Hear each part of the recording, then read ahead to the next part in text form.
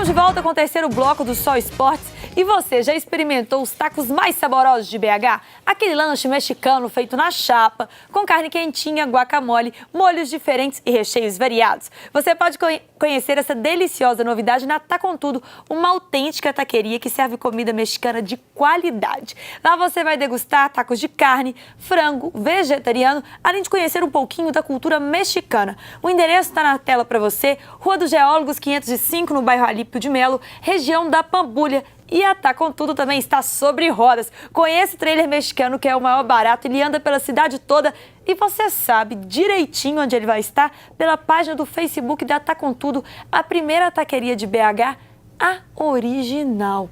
Eu fui comer lá com o chile queima para o pimentinha brava mexicana, viu? Mas é gostosa. Você gosta de pimenta, não? Adoro. Pimentinha é bom, né? Eu já sei pimentado aqui. Agora você sabe. Não, sangrar também não precisa não. Você sabe quem ficou bravo com essa notícia que você deu do Atlético aí? O Adilson, que é lá do Santa Amélia, é segurança do Banco do Brasil ali na UFMG, tá pé da vida. Mandou um abraço para você, viu? Que assiste o programa todo dia. O Paulo Silva, que é do Rio Branco. Eu tenho que escrever lá, anotar aqui, Paulo. Senão, e sabe quem tá gostando? Na minha cabeça fica ruim. E a Ana Paula. Você tá igual o Antônio Lopes, o ex-treinador. A Ana Paula é vigilante. Deixa eu terminar aqui, que o pessoal tá assistindo. Eu posso terminar? O Antônio Lopes ia dar treino, tirava da meia. Assim, lembrei seu nome, fulano. Quem gostou dessa notícia foi a Fernandinha, a ruiva que tá assistindo o programa e tá rindo pra caramba desse caso aí. Se deixarem eu terminar, porque são pessoas que merecem que estão assistindo o programa todo dia. Então, eu tenho que anotar mesmo, que minha cabeça fala, eu não sou computador, pô. Então, a Ana Paula, que é também vigilante do Banco do Brasil, para os seus filhos, o Arthur e o Rian. Um abraço e obrigado pelo carinho que vocês têm com o programa Só Esporte. Só não precisa ficar bravo com a gente, não, entendeu? Não, é porque vocês não... Ele é estressadinho, ele é estressadinho. Vou acabar com essa baderna. Não, acaba com essa baderna. Falando, eu quero me cortar, eu não corto ninguém. Estressadinho. Não, ninguém tá cortando ninguém, não. Respira fundo aí. Já respirei. O atacante Diego Tardelli falou em resultado injusto contra o Furacão. É isso mesmo, Tardelli?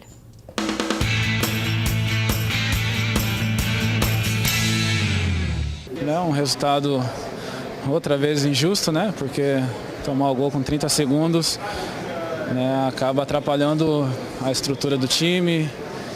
Mas a gente reagiu bem, né? A equipe jogou bem no primeiro tempo.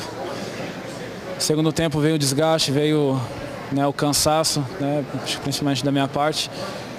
Mas é descansar, porque quarta-feira a gente tem uma guerra, a gente tem um jogo importantíssimo e a gente tem que ir no nosso limite também. E aí, pessoal? Paulo Nada Roberto, a dizer? O Paulo Roberto, ele tá calado. Cara, ele tá nervoso, assim, tá bravo esse povo hoje aqui no programa, não sei por quê. O Tardelli, o que a gente pode falar? O Tardelli nada. O Tardelli foi lá, jogou na defesa, armou o meio de campo, tentou finalizar, deu passe para gol. Deu caneta. Agora e o resto? Diz. Foi o que você disse, Mas né? peraí, Paulo, Tem jeito, então vamos cara. devagar com o Andor. O Atlético, infelizmente, depende de 3, 4 jogadores. O Luan não esteve bem, o Atlético depende muito do Luan hoje para o Luan fazer um bom jogo. Jogou sem Dátulo, sem Guilherme, caiu muita qualidade. Nossa, sempre esqueço do nome desse menino. Carlos. Carlos, tadinho. É um menino que ainda tem as suas limitações na parte técnica, né? Ele não consegue finalizar ainda legal. Então, assim, o Atlético é dependente ainda de alguns jogadores. Jogou sem Marcos Rocha, que é o lateral nosso. Faz falta demais esse. Demais, é um dos melhores faz. que tem. Então, assim, o Atlético ficou muito limitado nesse Mas o jogo. coitadinho A realidade pro menino é aí, essa, muito você pegou um limitado. pesar, coitadinho nada, coitado é do pinto que caiu no azeite, pô. Coitadinho Ramon, não, ele tá impossível. ele tem que reagir e fazer gol. Eu disse, os 2 gols feitos contra o Cruzeiro, você foi um que, pra mim, tava surgindo um novo Maradona aqui. Pelo que você falou, vem, Caio, meu Deus, devagar, vamos devagar. O menino é bom de bola? É bom de bola. Tá vendo como é que a fase muda da noite por dia? Você tá vendo como é que a fase muda da noite por dia? Pega... O mundo é roda gigante aí, gente. Pega essa E é uma pena obrigado. que a gente agora tem que falar de violência, porque a violência no futebol voltou a ser assunto essa semana, a partida entre Londrina e Brasil de Pelotas, pelo jogo de volta da semifinal da Série D, foi marcada por cenas lamentáveis. O Brasil de Pelotas vencia a partida por 2-1, até que o Londrina empatou o jogo. O técnico do Brasil Brasil reclamou bastante com o juiz e aí começou a confusão entre as comissões técnicas e jogadores dos dois times. Nem os cinegrafistas escaparam da revolta da Comissão Técnica do Brasil de Pelotas. A polícia teve que entrar em campo para acabar com a confusão. A partida foi reiniciada após 20 minutos e o resultado de 2-2 foi mantido. O Brasil de Pelotas se classificou para a final da Série D. Agora você veja bem que exemplo dá um sujeito da comissão técnica para os seus comandantes. Não, eu pergunto para vocês, que exemplo é esse, Ara? Ele comanda. Peraí, Bons exemplos estão faltando no futebol brasileiro, né, gente? Eu confesso para você, Yara, Paulo... É torcida, é jogador, é comissão técnica. Esse tipo de coisa, para mim, isso não acrescenta nada para quem está em casa vendo. Infelizmente, o jornalismo é obrigado a mostrar. Mas, para mim, não acrescenta absolutamente nada. Tem muita coisa boa para ser mostrada. Posso falar uma coisa sobre isso? O que acontece foi o seguinte, se eu não me engano, acho que em 2007, o Chelsea disputava uma semifinal de Champions League e o juiz, erradamente, não marcou um pênalti claríssimo a favor do Chelsea. O Ballack, aquele jogador alemão, era jogador do Chelsea e ele foi reclamar com o juiz e reclamou com muita veemência. Reclamou, assim, com muita firmeza, duro ali e tal. Mas tem até essa imagem no YouTube, depois vocês podem pesquisar, Ballack em cima do juiz e tal, enfim, não sei como é que tá escrito especificamente. Mas ele foi lá e ele não toca no juiz. E ele não agride ninguém do time adversário, mesmo com a tamanha indignação dele, sabe? Eu acho que realmente o futebol brasileiro, a gente precisa rever alguns conceitos nossos, os jogadores precisam ser mais exemplo, comissão técnica precisa também demonstrar um pouco mais de sensatez e compostura. Porque quando você está em campo e você está com a camisa de um clube, você não representa você mesmo, você representa o clube que você está defendendo. Tá aí o Gão. Bravo, né, o Gão? Não, tô bravo não, acho que é só decepcionado, né? Decepcionado. Com o futebol brasileiro, pelas coisas que a gente tá vendo, sim. Mas acho que a gente tem que ser um pouco mais sensato quando a gente representa. Foi igual, por exemplo, sábado a gente foi lá gravar algumas imagens do Só Esportes, pro Só Esporte de Verão, que vai estar um barato. Ó, e tá imperdível, viu, gente? Só Esporte de Verão, primeira semana de janeiro, promete. Imagina se eu, Paulo Roberto ou Bira, que fomos lá, o Birajara Marinho, que fomos lá gravar essas matérias, fizéssemos uma baderna no clube, por exemplo. Era o nosso nome que tava na reta? Não, era o nome do Só Esportes, porque nós estávamos lá representando eles. Então vocês, jogadores, têm que pensar isso. Vocês representam uma marca. Então vocês têm que ter sensatez e compostura na hora que vocês estiverem com a camisa dessa marca. Eu confesso que já está rodando a imagem do Cruzeiro, líder do campeonato, fazendo gol, 36 mil pessoas no estádio. Isso que devia estar mostrando aí. Depois que ele fala... Esse é o assunto, assunto no Brasil. Depois ele fala que ele é imparcial, ele é doente. Nós estamos falando de uma outra coisa, ele vem com o papo do Cruzeiro. Pra mim tinha que estar rodando, doença, viu? É isso, para Ele é doente demais, gente. Aliás, outro papo aqui, o Gão falando, o cara vem... Eu quero aproveitar. Piada isso. Sua permissão. Eu quero mandar um abraço para Eduardo Bandeira, nosso diretor da televisão, graças a Deus. Já está em casa, Bandeira. Está se recuperando, né, Ramon? Eu estou numa felicidade que você não queira saber. Foi para casa hoje, graças a Deus. Que Deus te dê saúde e força. Vamos lá, cara. Você já está fazendo falta aqui na televisão. Muita falta. E falando de polêmica, né? O técnico do Botafogo que enfrentou o Cruzeiro, Wagner Mancini, foi expulso de campo e reclamou bastante da arbitragem após a partida. Vamos dar uma olhada.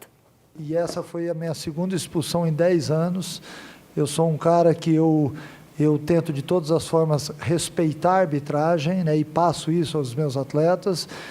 E o que aconteceu foi que, num lance, aconteceu uma falta do Dedé, onde todo o estádio inteiro viu que deveria ser aplicado o cartão amarelo, o lance seguiu, e aí, de repente, saiu uma outra falta, onde um atleta do Botafogo foi advertido com o amarelo, e eu me dirigi ao quarto árbitro, sendo que ele já havia se dirigido a mim algumas vezes, e eu respondi sempre com muita educação, e é assim que eu acho que tem que ser. E conforme eu fiquei falando para ele lembrar o árbitro do cartão do Dedé, ele simplesmente me ignorou. Aí eu passei a chamá-lo para que ele me desse atenção, assim como eu havia dado para ele já algumas outras vezes. E ele simplesmente adotou uma postura arrogante. Eu saí da minha área técnica, fui até ele falando, eu estou falando com você. E ele virou para mim e falou assim, mas eu não tenho obrigação nenhuma de te dar atenção. Então, eu acho que até quando a gente vai ter que suportar, e aí, óbvio que eu me exaltei e falei que ele deveria me escutar, porque eu me dirigi a ele com educação, e aí, depois disso, óbvio que não, que aí houve uma discussão ríspida ali, Mas eu não entendi o porquê que arrogância, que tipo de arrogância ele deveria usar, simplesmente porque eu estava conversando com ele, assim como eles diversas vezes se dirigem a gente pedindo que a gente não gesticule e tudo mais, e eu sempre com muita educação atendi a todos os árbitros. E o meio-campo do Cruzeiro, Everton Ribeiro, falou que quem tem que correr atrás do título é o São Paulo. É isso mesmo, Everton?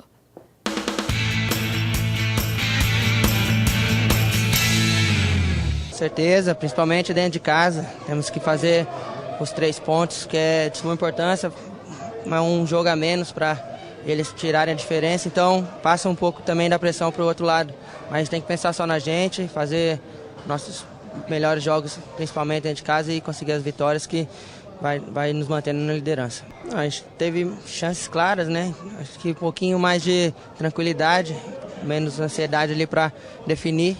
Mais importante, como eu falei, né, foi a vitória, um bom jogo consistente, tanto no ataque como na defesa. É isso que a gente tem que fazer até o final do campeonato. Como é que você tem terminado os jogos?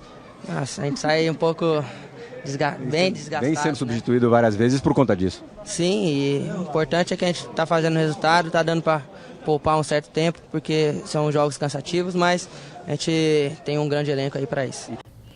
Se você que está em casa, está na poltrona, está construindo, tem uma ótima dica para você, Casa do EPI. Lá você encontra a linha completa para sua proteção e construção. E um detalhe para você que está procurando emprego, a Casa do EPI está contratando vendedores internos e representantes comerciais. Então envie o seu currículo para currículos@casadoepi.com.br. E não muda de canal, no próximo bloco tem América e muitos gols para você. Eu volto rapidinho.